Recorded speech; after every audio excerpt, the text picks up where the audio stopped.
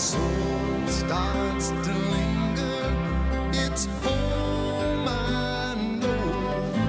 If you catch me daydreaming now and forever, thoughts are carrying me along to that place we call home. Down that long road, throughout life we roam. Throughout the peaks and valleys of the growth of this Ontario town of Penetanguishene, perhaps the most significant influence has come from the relationship between our country, Canada, and the United States. Battles and borders, trade, tourism, all of these have affected the migration to this picturesque and yet strategic setting on Georgian Bay. Today, the families in this tightly knit community not only speak the languages of their forefathers, but are direct descendants of those early arrivals. In this episode, a sketch of the settlement at the top of the old Penetanguishene Road, what it was and what it became.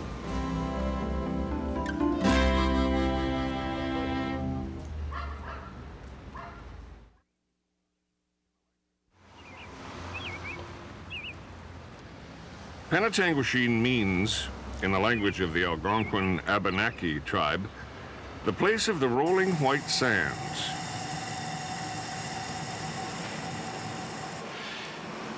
At one time, early in the history of the town, the sand was used as raw material in the making of glass.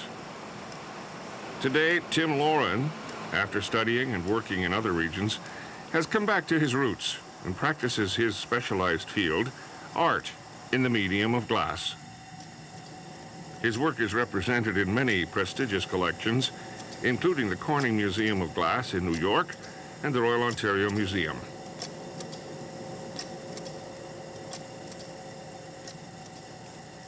People like Tim find it easy to come home to Penetanguishene. It's very much family.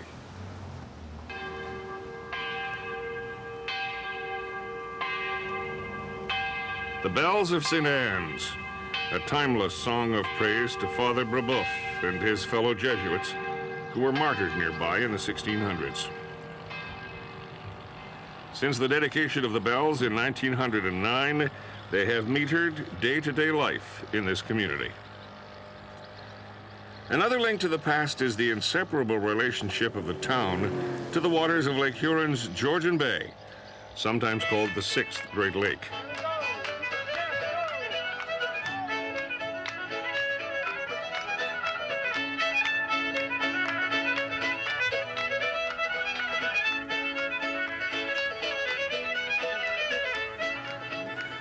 Every year, this historic bond is celebrated by folks from all over who gather for an event called Songs of Sail.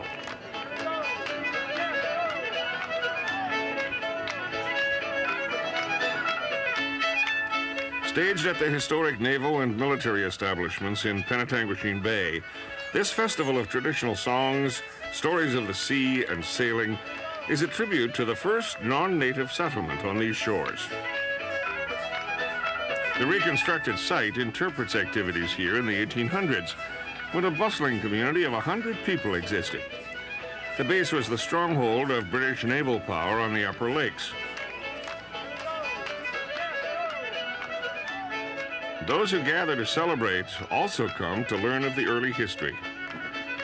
It was along the Northwest Basin, across from the establishments, that the 18-year-old Etienne Brulé, the first European to set eyes on this vast region, made contact with the Huron Confederacy.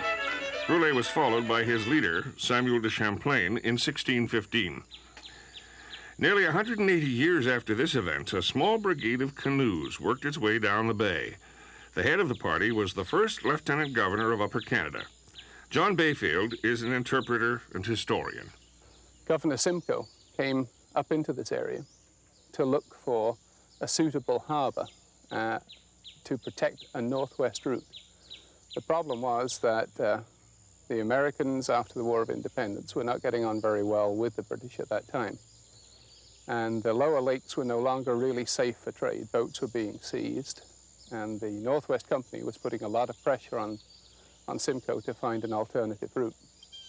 And in November of 1793, he paddled around the point up there and came into this bay and found that for military purposes it was ideal, because the entrance to the bay is less than half a mile wide, so a cannon could protect it very easily. And he saw this as just a perfect spot. Of course, one of the other advantages of this site was that it was to protect the back door of York. There was considerable concern that the Americans could come across from the state of Michigan, come right across Lake Huron, land here, and march down on York from the north.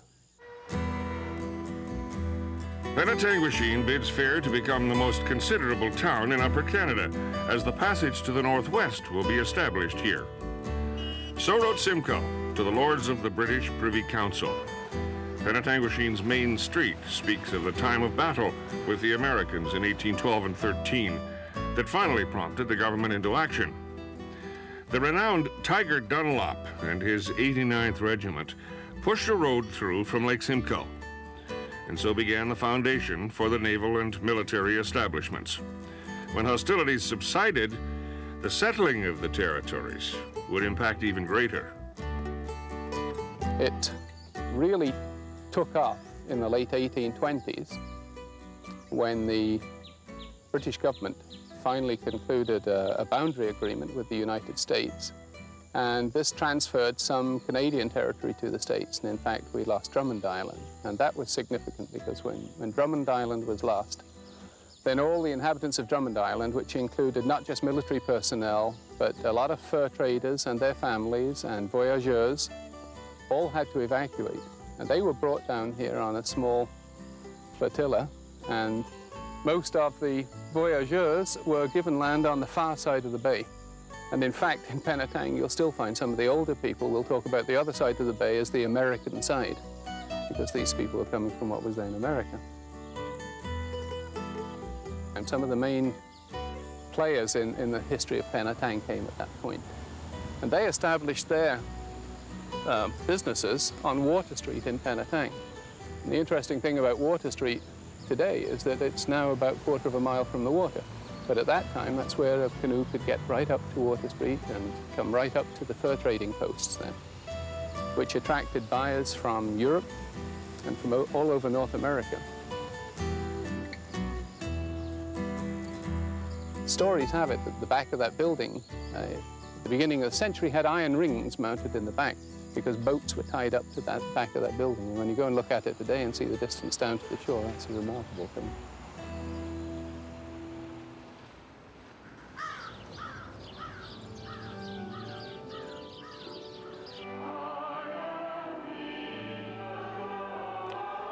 The old garrison church, St. James on the Lines, has seen continuous service since the days of the canoe, jolly boats, and wooden sailing vessels. Its name refers to its place on the lines of communication joining the establishments, the village of Penetanguishene, and Fort York, now Toronto. Built to serve both military and civilian needs, the ensuing task after its construction in 1836 was to find a suitable minister willing to adopt the parish. A naval officer here at that time found a Church of England minister over in Medonte Township who was more or less looking for a church. And this was the Reverend George Hallen. And he went over to see Hallen and persuaded him to come over and take a few services here. And Hallen realized that instead of sort of sitting in the middle of a rural pioneer area with a very small potential congregation, that if he came here, he had a village, he had compulsory church parades from the military, and he had these pensioners to minister to, and that this would be a good congregation. And so he came, and in incoming sort of pulled a lot of it together. Features of St. James are memories of decades past. Wide aisles allowed men to march into the church four abreast, while this poignant notice endures as a reminder of the fate of Lieutenant Glasscott. He froze to death, returning to base after a night of revelry, and the blank side of the plaque was reserved for any who failed to heed the message. It was not only in the church that the impact of the Hallens was felt. when he came over here and brought his family with him, he brought several skills with him, because those children had actually, despite his poverty, been educated by a governess. And one of the great things for young ladies in those days was to be trained in the art of sketching, and also to keep a daily journal. And as a result of that, we have some wonderful records of this area. The period of the Hallands was a time of change. By the mid-1840s, the British government began to decrease the number of regiments in its colonies because of the financial strain. The garrison was finally closed in 1856. The land was turned over to the United Canadas and then converted into a juvenile reformatory prison. Before the century was out, it became more and more obvious that the economic future lay in the activities at the foot of the bay.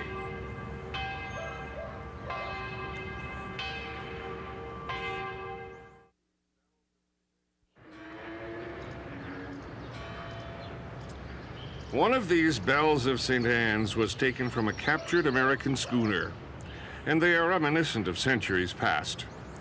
Of the homes in this town of 6,000 people today, only a few remain that were built by the original 75, mostly French-speaking families from Drummond Island. Many of the buildings are monuments to the boom years and the people behind them, as the 1800s heralded a new era. The heyday of the fur trade and the establishments was now over. And by the latter half of the century, the activities here focused pretty much on forest products. Mills and support industries clustered at the bottom of the bay, and they brought new adventurers trekking up the Penetanguishene Road, looking for opportunity. One of these characters was a man named Beck, and he eventually rose to the pinnacle of the social and economic pyramid here. So much so that if you worked for him, part of your salary was paid in Beck's bucks, company-issued currency that could only be redeemed at one of his two stores. Charles Beck, a German immigrant, landed in Penetanguishene in 1865. Eyes were focused at the time on the bounty of timber contained in Simcoe County, and Beck became the protagonist in a rags-to-riches story. When he first came here, he pushed a handcart around the streets of Penetang, selling firewood from a handcart. By the time he died, he was a multimillionaire.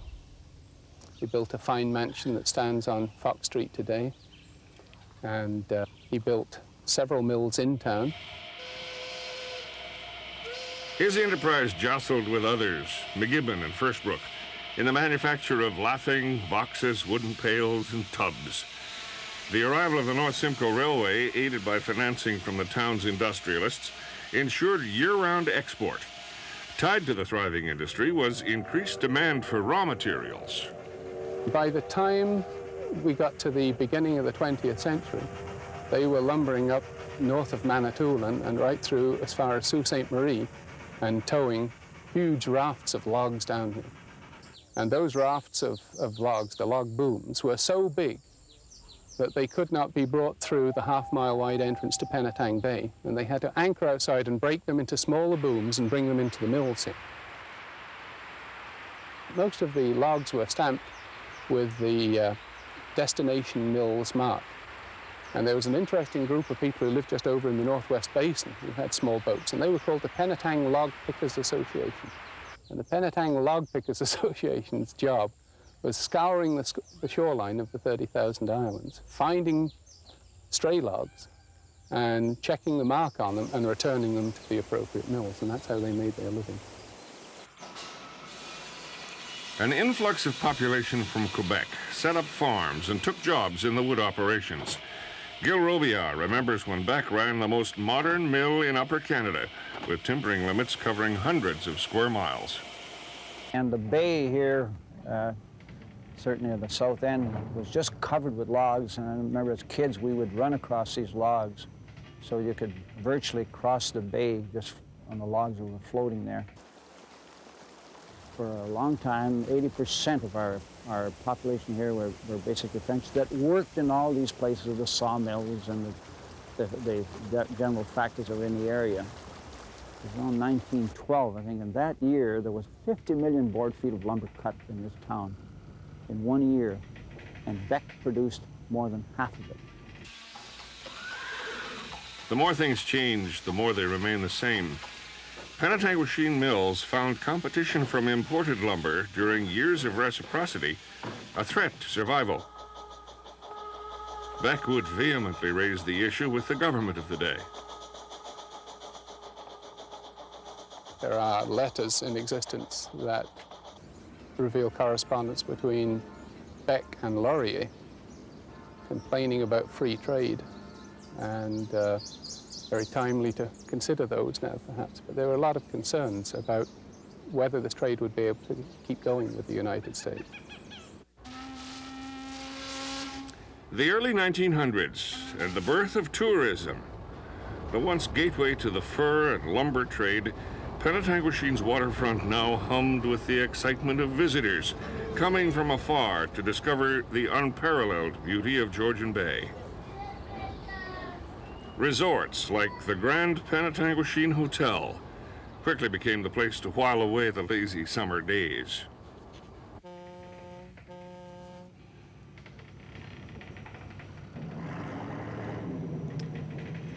Nowadays, the activities of the harbor center on recreational boating. Silenced are the paddle of the voyageur and the cannons of battle. But one legacy prevails, a tribute to untiring dedication. Bowman, stand by to cast off. Cast off. Lieutenant Henry Wolsey Bayfield, stationed at the establishments, was assigned an undertaking monumental in scope. Bayfield came here with one assistant, a midshipman, Philip Collins, and a crew of some 14 sailors and 2 open boats, and he was to be based here at Penetanguishene and to survey the whole of Lake Huron. The basic method that he used to plot the shoreline as he traveled along was that of triangulation.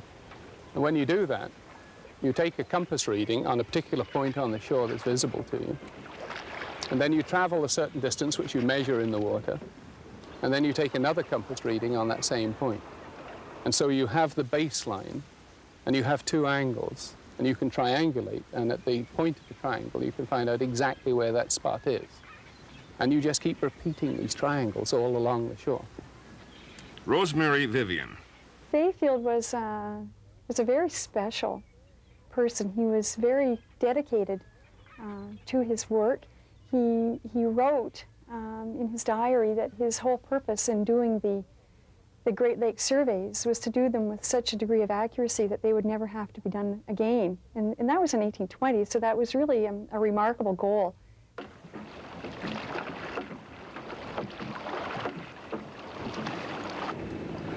Leadsman, stand by to cast the lead. He had absolutely nothing with him. He carried 1 change of clothes, that was all.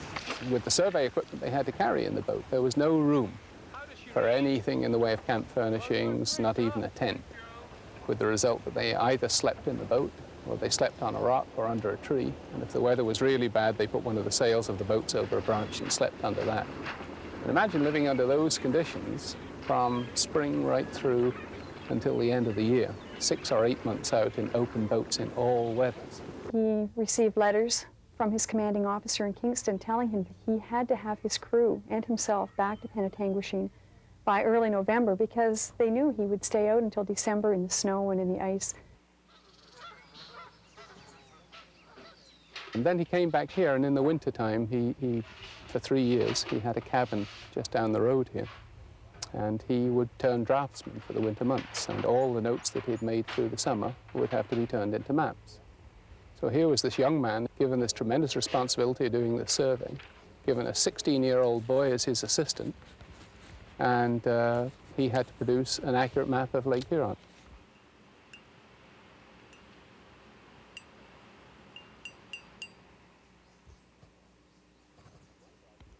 And the wonder of it is not just that he did it, but that he did it so well that it was the basis of maps published and charts published of Lake Huron right through to the 1960s when technology got beyond Bayfield skills.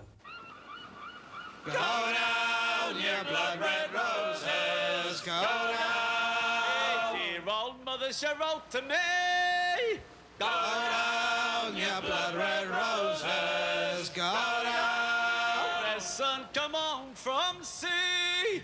Go down. The songs and spirit of sail last, reverberating across the waters of Penetanguishene Bay, a carryover of days gone by. Blood red roses, go down. Row you may, but go you must. Go down, your blood red roses, go down. Row too hard, you red, they'll bust. Go down, your blood red roses, go down.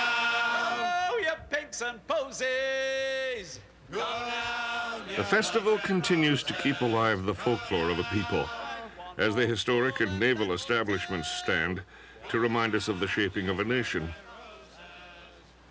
Ghost-like images and sounds that make up an atmosphere, sometimes real, sometimes not, of an era that labored to carve out a piece of civilization from the wilderness. Stop and listen a while by the work shed.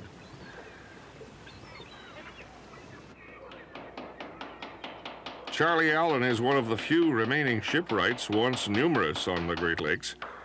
Today he helps make visible the past. Stop and you'll recognize the sound of distant voices. When you walk through the site, I think it's very easy to transcend time. If you sit quietly and look out onto the bay, I get a real sense of time and place simply because the setting is still so natural. Time and place. The community at the top of the old Penetanguishene Road. What it was and what it has become. Whenever I go, wherever I to that place, I know it'll always be home, home to me.